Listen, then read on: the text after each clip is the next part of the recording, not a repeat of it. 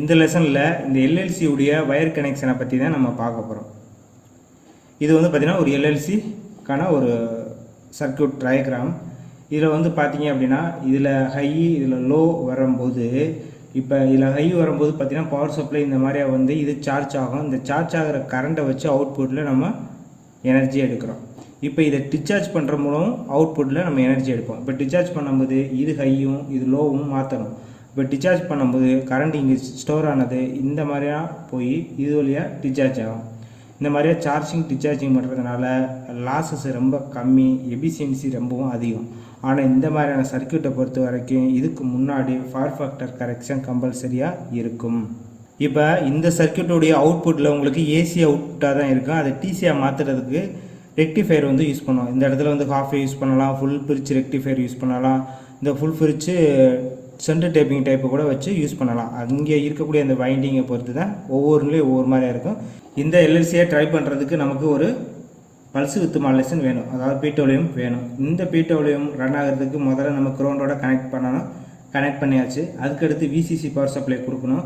விசிசி power supply எப்படி கொடுப்பாங்க அப்படின்னா, ஸ்டாண்ட் பை எஸ்எம்பிஎஸ் உடைய அந்த செகண்டரி எஸ்எம்பிஎஸ் பிரைமரிக்காக யூஸ் பண்ணுறோம் இல்லையா, அந்த பவர் எடுத்து நேரடியாக இதுக்கு கொடுப்பாங்க.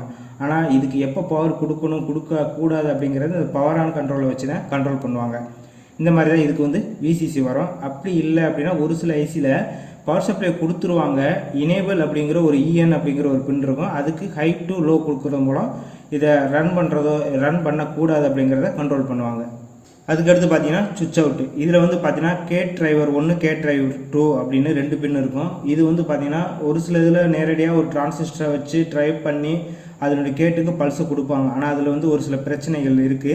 நேரடியாக இதில் போகக்கூடிய பவர்ஸில் இது ரிட்டர்ன் ஆகிறதுனால இந்த பீட்டோலியம் அடியாகிறதுக்கு நிறைய சான்சஸ் இருக்குது. அப்படின்னால ஒரு பல்ஸ் டிரான்ஸ்ஃபார்மர் யூஸ் பண்ணுறாங்க.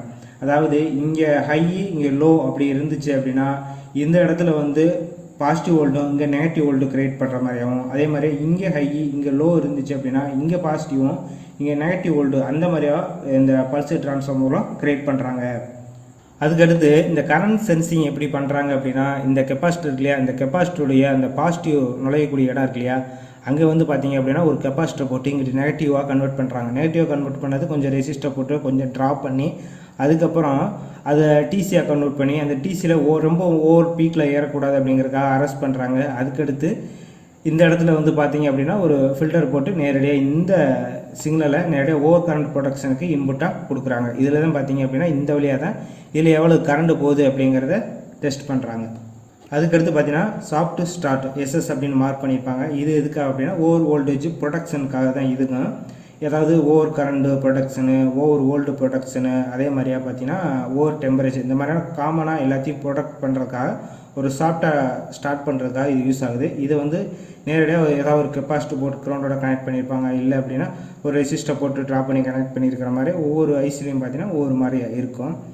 அதுக்கடுத்து பார்த்தீங்க அப்படின்னா ஃபீட்பேக் அப்படிங்கிறது செகண்டரி பிரைமரிக்கு எப்படி பண்ணுறாங்களோ அதே மாதிரி தான் ரெஃபரன்ஸ் எடுக்கிறாங்க, எரர் கிரியேட் பண்ணுறாங்க. இந்த எரர் மூலம் பார்த்தீங்கன்னா இந்த எல்இடி எரிய வைக்கிறாங்க.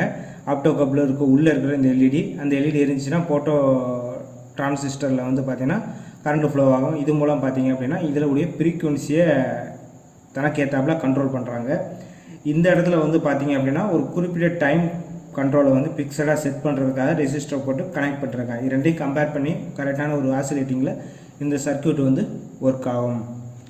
நீங்கள் நார்மலாக புரிஞ்சுக்கிறதுக்காக இந்த மாதிரியான ஒரு சர்க்யூட்டில் நான் கொடுத்துருக்கேன். ஆனால் இங்கே வந்து பார்த்தீங்கன்னா ஒரு சில ப்ரொடக்ஷன் அங்கங்கே வச்சுருப்பாங்க. இப்போ இந்த டயோட் இருக்குது அப்படின்னா இதில் வந்து ஓவர் வோல்டேஜ் பீக்கில் போகக்கூடாது அப்படிங்கிறதுக்காக இங்கே வந்து நார்மலாக ஏற்கனவே எஸ்எம்எஸில் எப்படி பார்த்தோமோ அதே மாதிரி ப்ரொடக்ஷன் பண்ணியிருப்பாங்க. அங்கங்கே அந்தந்த சேஃப்டிக்காக ஏகப்பட்ட மெத்தட்ஸ் வந்து இருக்கும். இதே மாதிரி பல்ஸ் வித் மாடுலேஷன் இதே மாதிரி ஏகப்பட்ட டைப்பில் இருக்கும். பின்னுலாம் வெவ்வேறு இதில் இருக்கும் ஒவ்வொரு ஐசிக்கும். அதனுடைய டேட்டா ஷீட்டை பார்த்தோம் அப்படின்னா அது எப்படி ஒர்க் ஆகுது, எங்கெங்கே கனெக்ஷன் போகுது அப்படிங்கிறத நம்ம புரிஞ்சுக்கலாம்.